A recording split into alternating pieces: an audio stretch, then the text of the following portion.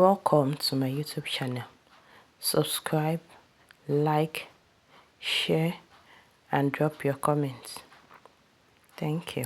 In this tutorial we'll learn how to make this casual blouse with a front or open placket. So the first thing is to pick out, I'll first use a pattern paper to demonstrate it.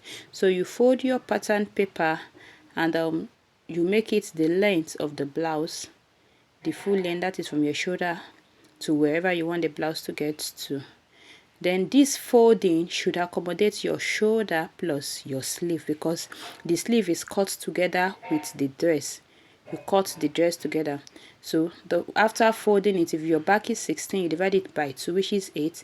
Then you add your sleeve, maybe 6 inches. That should be about 14. So now you mark the back, and the remaining one will be the sleeve.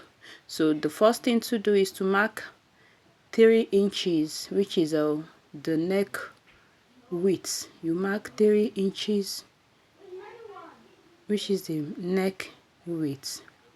Then at the point where your sleeve is, I'll come down by 1.5 inches. I'll mark 1.5 inches at that point. Then I'll connect from that 3 inches to the 1.5 inches and this will serve as my shoulder slant. That will serve as my shoulder slant. So the next thing is to mark where the neck depth now, which is 1, because I'm actually cutting the back first. So this is the neck depth, which is 1 inches, and I'll connect it to the neck width. Then after that, I will mark from there to my waist line. I'll mark the waistline, that is from the shoulder to the waistline.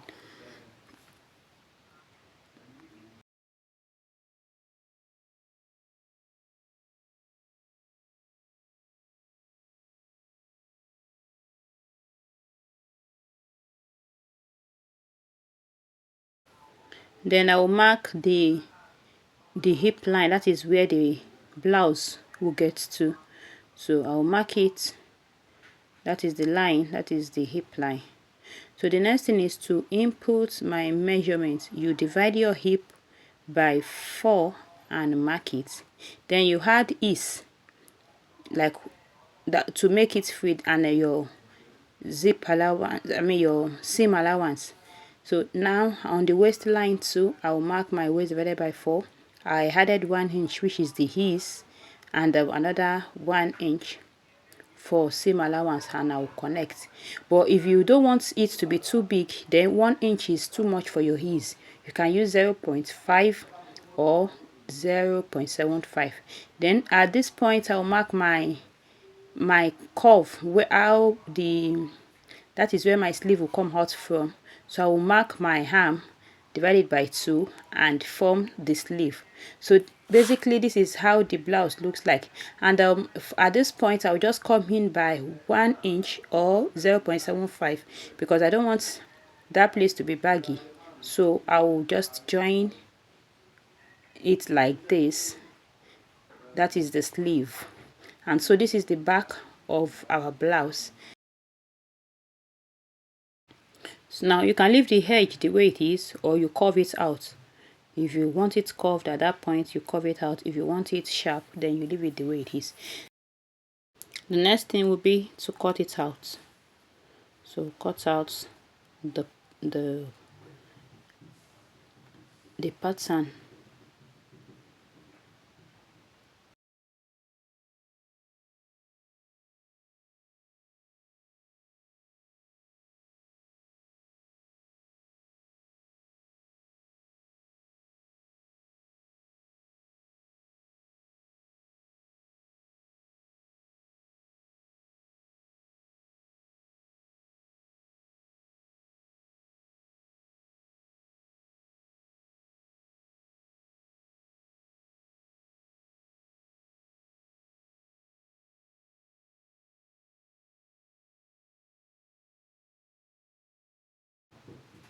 Now place this on another pattern paper for the front, and in placing it for the front, I'll have to put allowance at the front, at the center front, and this allowance is what will serve as our placket, the open placket in front of the blouse. So we'll go over to every other thing remains the same except the center front, and what you leave at the center front is determined by how you want to sew this blouse. I will show you two different methods to achieve the front part of the blouse. So we'll go to our fabric now so that I can explain it better with the fabric. This is my fabric. The back is placed on the front, so the front is down with the excess, with the allowance at the center front, and this allowance here is 2.5 inches. So I'm marking my 2.5 inches in front, and I will draw a straight line.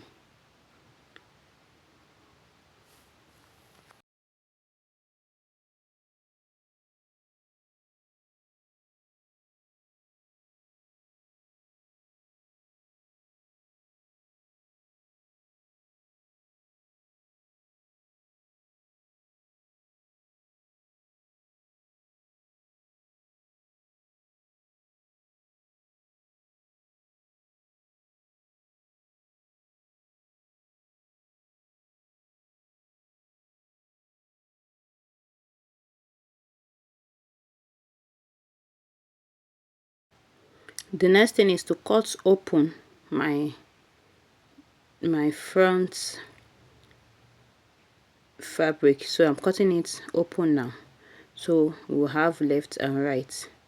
After cutting it open, I'll take it to my iron and iron it. I realized that I marked the front part of the blouse, and for this ironing I needed to fold it to the back, so that's why I am marking it again. That is the 2.5 that I marked earlier. So I'll just fold it on that mark and iron. And I must say here that there is a need to overlock the fabric, the edge of this fabric, before you iron it.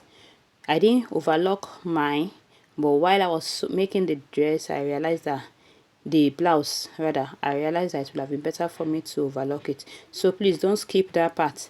Before you do this folding, overlock it, or you fold twice.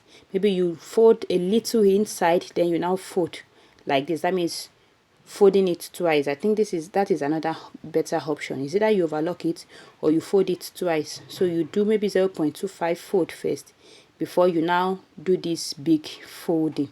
I hope that makes sense. So you take it to your sewing machine and you just stitch down like this. So you do this for both the right and the left.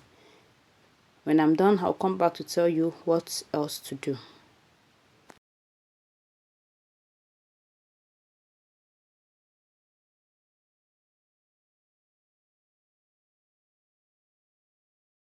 So after stitching down, the next thing is take it to your ironing table and press it. So after pressing, you bring both together, and you measure the depth. Like I measure 7 here, which is I'm measuring from my shoulder, and I measure 7. So I put both the front and the back together. That is wrong side to wrong side. I'm sewing it at the right side now. So, and I will stitch it down. Now I'm stitching in front of my previous sewing. I'm stitching in front of my previous sewing. So I'll just sew it down till I get to the down part. Take it to my ironing table, and I'll iron it by opening it like this. So this is it. I'll just open it and I'll press.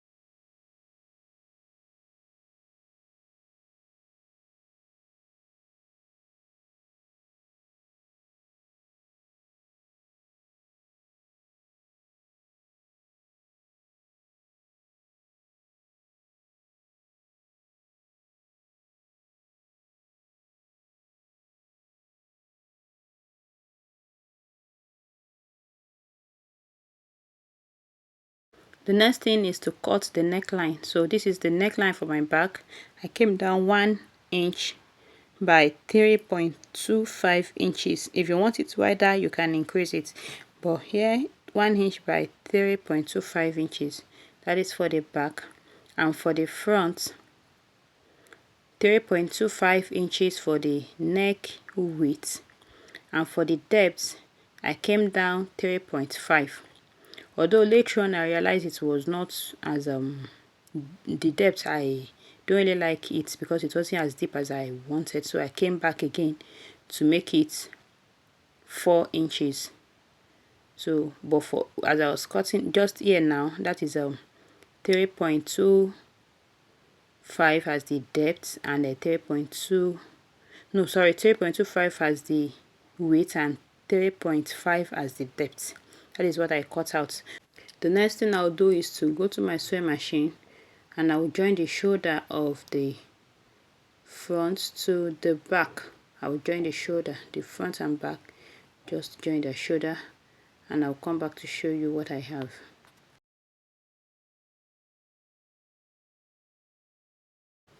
Okay, so after sewing, I realized the neck looks, I want it deeper, so I'm trying to lose that part. I will lose it by 1 inch more, so that at the end, okay, I finished losing, and at this point I'll cut again ½ inch. So at the end, my neckline now is 3.25 by 4. That is 4 as the depth, and this slit too is 4 inches. The front slit is 4 inches. So the next thing is to measure my round neck, and I'll go cut a belt for it. So the size of a belt depends on how wide you want it to be. Here I cut 3 inches. I'll fold it into 2, and I'll iron it. So I've ironed it, and because I want it to look like belt, I'm trying to shape the tip. So I will mark the 20 inches because the round neckline was 20 inches. So I'll mark 10 here because I folded it into 2. That is 10. By the time I open it, it will be 20 inches. So after marking, I will take it to my sewing machine, and I will sew from the tip to that point that I marked.